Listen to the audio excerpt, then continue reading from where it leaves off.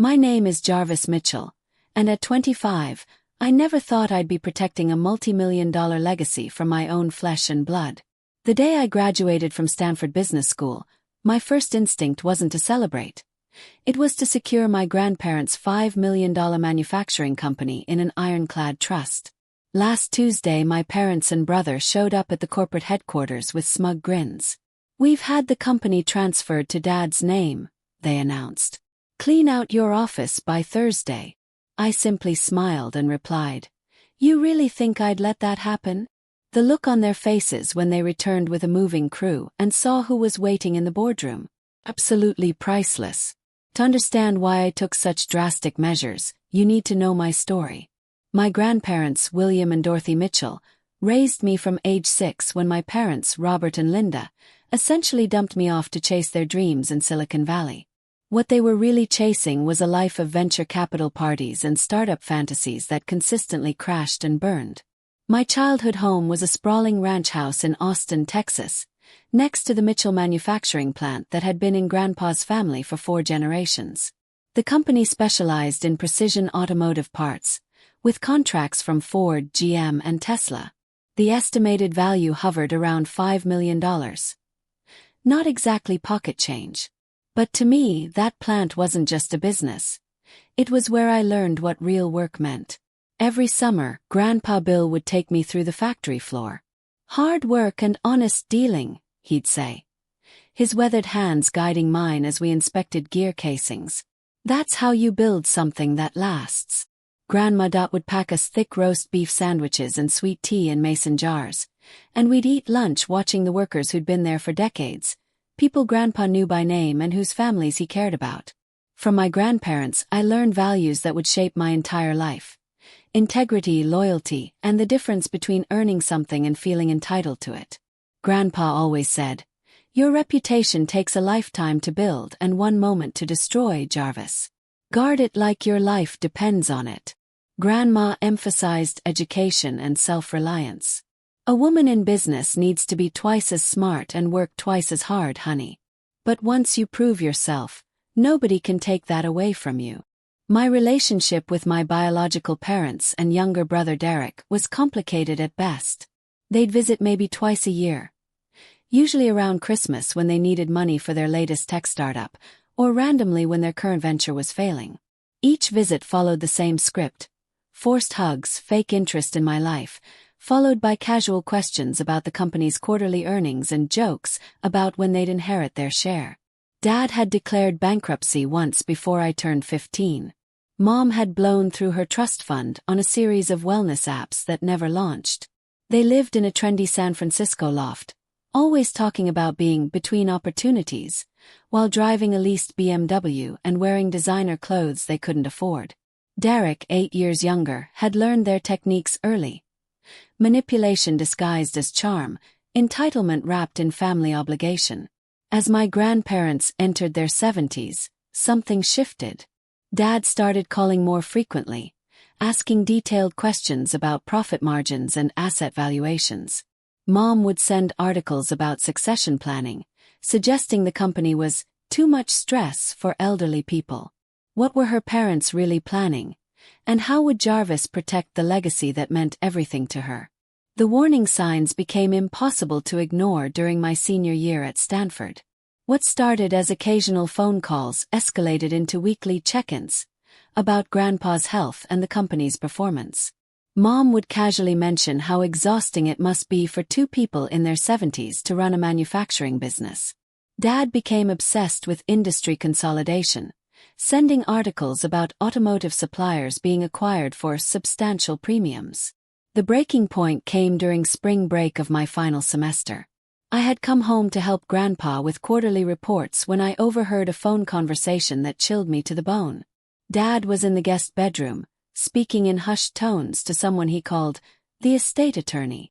"Once the old man's health declines further, we need to be ready to move quickly," he was saying. "Jarvis has been living there rent-free, but she's got no legal claim to anything.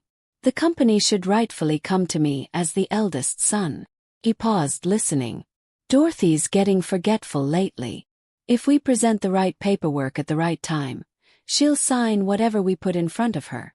I stood frozen in the hallway, my laptop clutched against my chest, as Dad continued plotting.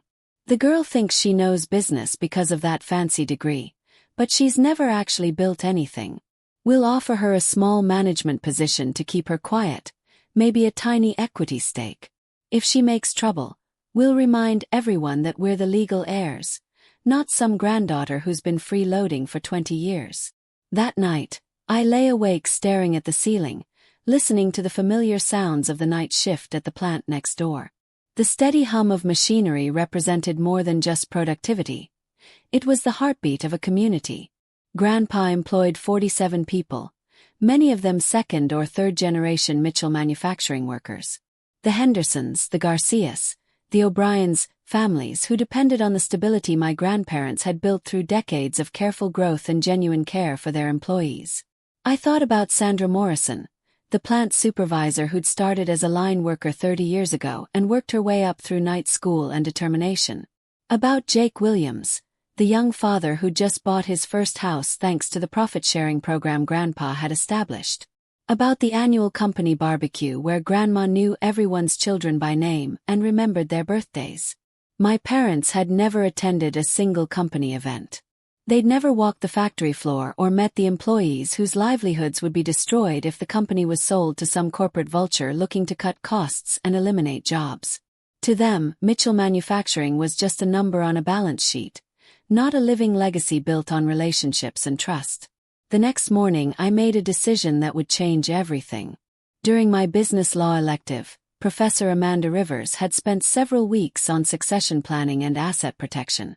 She'd emphasized the importance of trusts in preserving family businesses, especially when there were questions about heir competency or commitment. I began researching irrevocable trusts with an urgency that surprised me. The more I learned, the more convinced I became that this was the only way to protect what my grandparents had built. But I knew I'd have to approach them carefully. Would her grandparents trust Jarvis enough to take such drastic action? Or would family loyalty blind them to the threat lurking within their own bloodline? Approaching my grandparents about establishing a trust required careful strategy. I spent 2 weeks gathering evidence of my parents' financial irresponsibility. Dad's bankruptcy filing, Mom's failed business ventures that had cost investors hundreds of thousands, Derek's credit card debt that they'd quietly paid off multiple times. But I needed more than financial records. I needed proof of their intentions. The opportunity came during Easter dinner. My parents arrived late, as usual, with Derek in tow wearing a Rolex I knew he couldn't afford.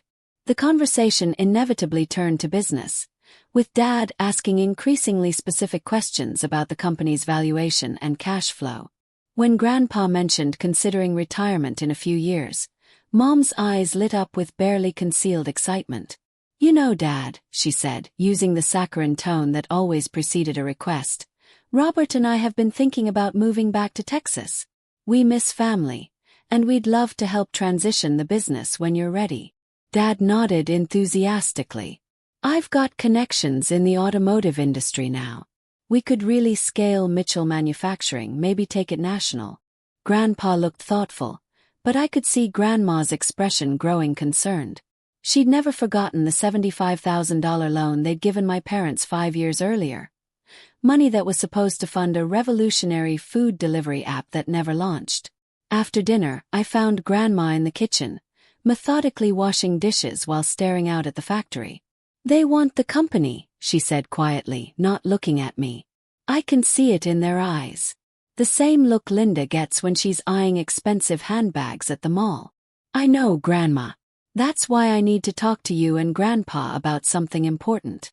That evening, we sat in the living room where I'd done homework for years, surrounded by photos of 3 generations of Mitchell Manufacturing employees. I spread out the research I'd compiled. Articles about family business succession, statistics about failure rates when companies pass to unprepared heirs, and examples of successful trust structures. "I've been studying asset protection in my business law courses," I began carefully. "There are ways to ensure the company's stability and protect the employees, regardless of what happens to family relationships. Grandpa listened intently as I explained how an irrevocable trust could preserve the business while preventing it from being sold or mismanaged. Grandma asked sharp questions about trustee responsibilities and employee protections. They were both more financially sophisticated than my parents realized. "The thing is," I said, taking a deep breath, "whoever you choose as trustee will have a legal obligation to protect the company's interests, even if that means making decisions family members don't like." The room fell silent except for the grandfather clock Grandpa had inherited from his own father. Finally, Grandma spoke. "You're talking about protecting the business from Robert and Linda, aren't you?" He nodded. "And Derek. I don't think any of them understand what this company really means. Not just the money, but the responsibility to the people who work here."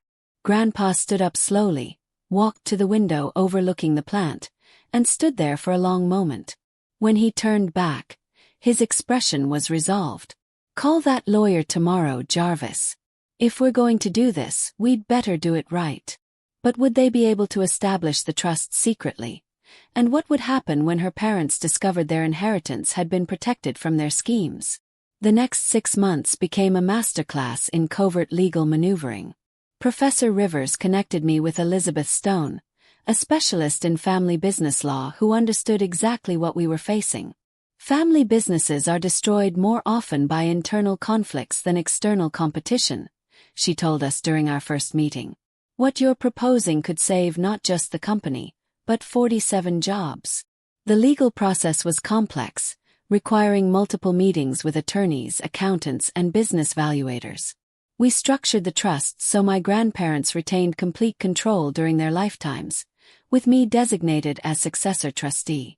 The company, its assets, real estate, and a substantial investment portfolio were transferred into the Mitchell Family Trust, protecting them from any potential claims or manipulation. Throughout the process, we maintained absolute secrecy. To outside observers, nothing had changed. I continued working part-time at the company during my final semester, helping with accounts receivable and learning the operations side of the business. My parents remained blissfully unaware that their expected inheritance was now legally beyond their reach. The irony wasn't lost on me. While they plotted to take advantage of my grandparents' eventual vulnerability, I was actually protecting their interests and ensuring their wishes would be honored. But the stress of maintaining the secret while watching my parents' increasingly aggressive behavior was exhausting. During my graduation weekend, the family dynamics reached a new low. My parents arrived in Austin driving a brand new Tesla they clearly couldn't afford, talking loudly about their latest startup idea, a cryptocurrency trading platform that would revolutionize retail investing. They spent the entire weekend dropping hints about the company's future, suggesting that fresh blood and modern thinking could really unlock its potential. Derek, now 20 and majoring in marketing at UT Austin, had developed into a mini version of our parents. He spent most of the visit taking selfies around the factory and posting social media content about growing up in the family business, and excited to carry on the legacy. The posts made my stomach turn. He'd never shown the slightest interest in manufacturing until the company's value became apparent. The breaking point came Sunday morning when I overheard Mom on the phone with her sister, Aunt Patricia. "Once we take over Mitchell Manufacturing, we're thinking about selling to one of those big automotive conglomerates," she was saying. "The land alone is worth a fortune for development. We could retire comfortably and let someone else deal with all those employees and their constant demands for raises and benefits." That afternoon, as my parents packed their Tesla and prepared to return to San Francisco, Dad pulled me aside for what he probably thought was a heart-to-heart conversation.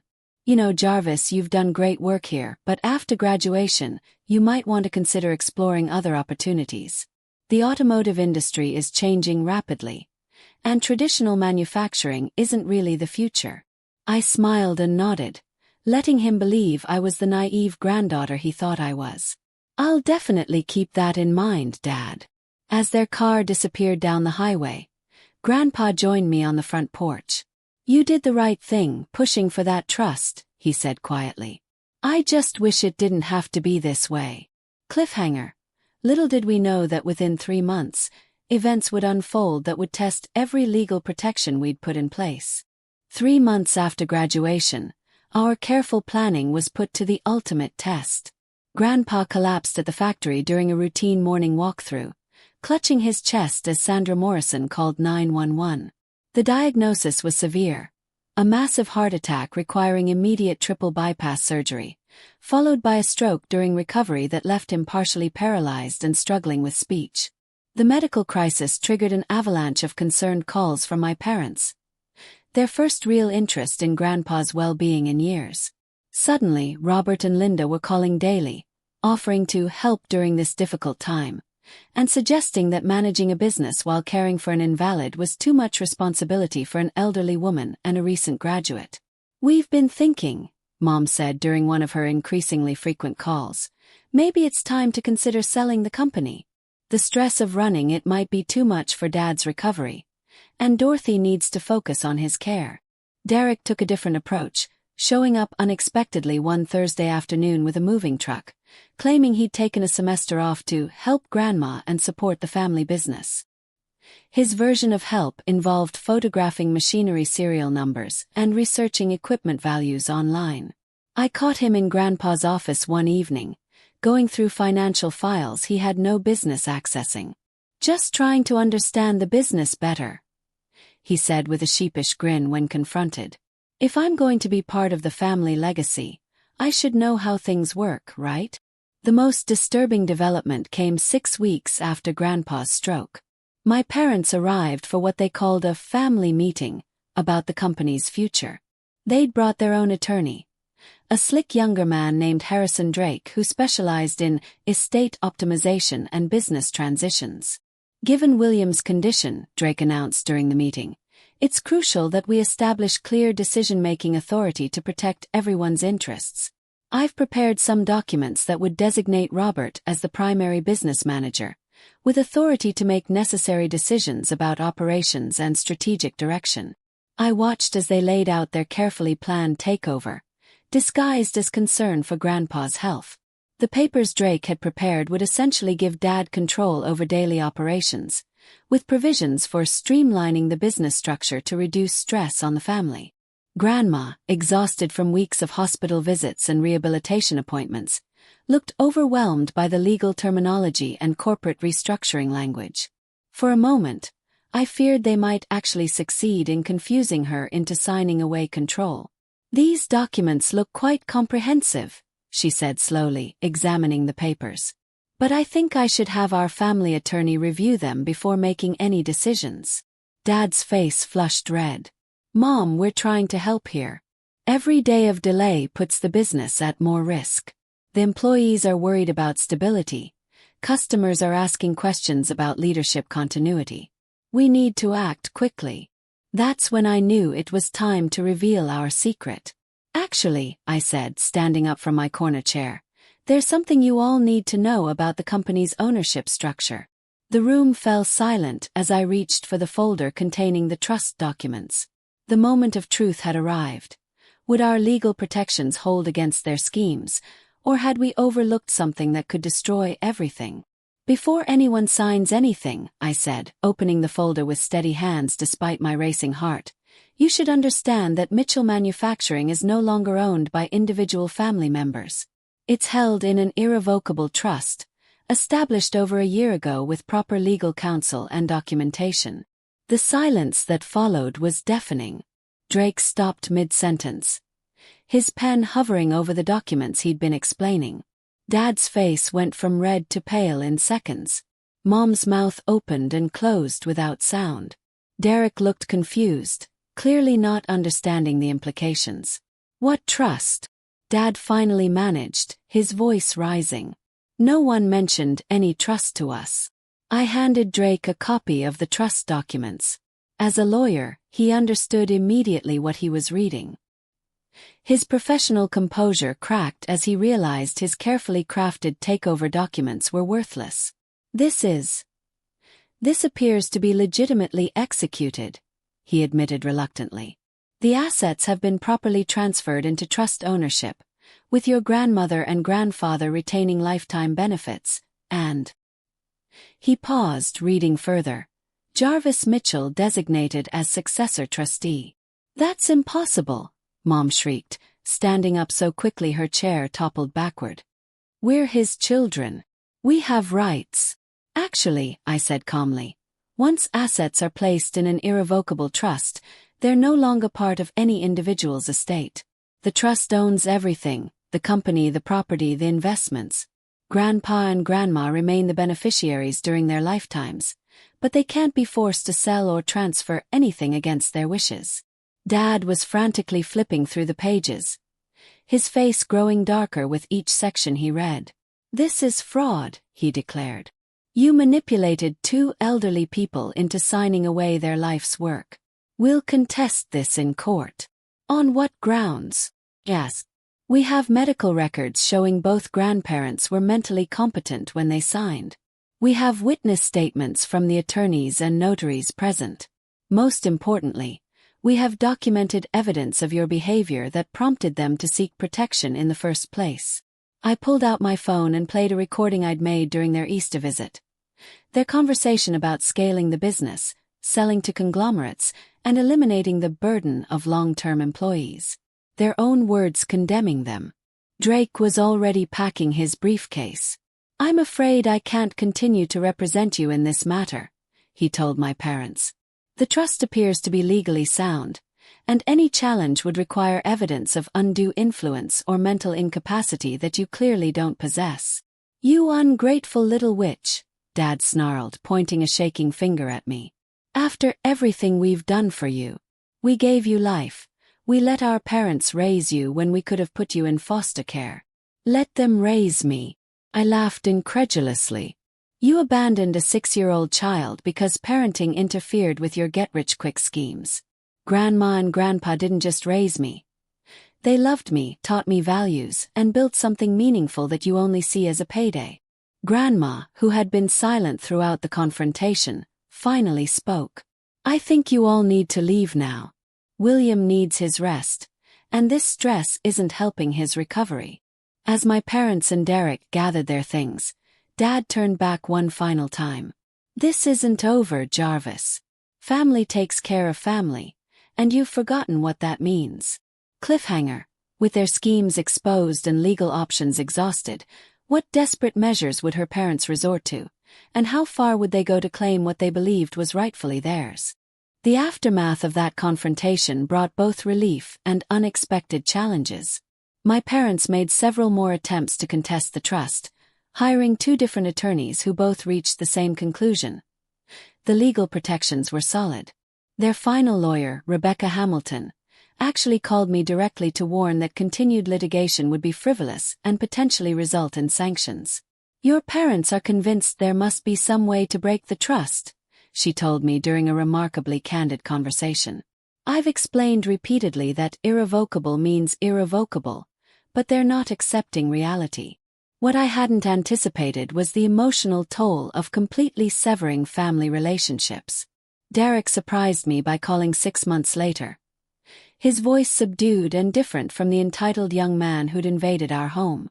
I've been thinking about everything that happened, he said. Mom and Dad are talking about moving to Costa Rica, something about starting fresh where their money goes further. But I wanted you to know. I think you did the right thing.